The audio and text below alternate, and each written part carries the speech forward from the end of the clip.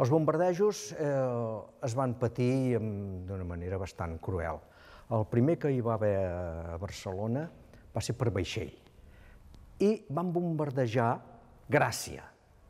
Volien anar per la casa Elizalde, que sí, que la casa Elizalde em sembla que encara és barri de Gràcia, perquè està al carrer Mallorca, València, cap al passeig de Sant Joan, estava, que ara és una zona jardinada i no sé què més.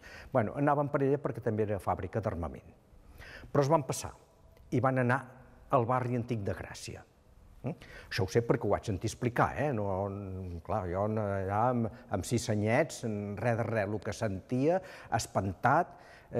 Una altra de les coses que vull dir abans de seguir amb els bombardejos és que a les criatures allò ens va traumatitzar, perquè de ser, jo recordo abans de la guerra, que érem feliços, que sortíem a les planes a fer l'arròs, que anàvem a casa d'un oncle que tenia conillets d'indis perquè vivia allà als 15, que llavors, els 15 no sap el que era, els 15 era on és l'avinguda de Borbó i Passeig de Maragall.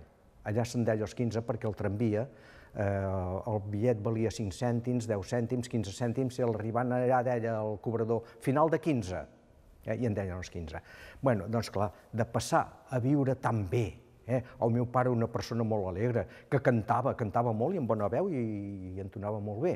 Doncs la guerra, mal humor, nervis, em vaig quedar mut.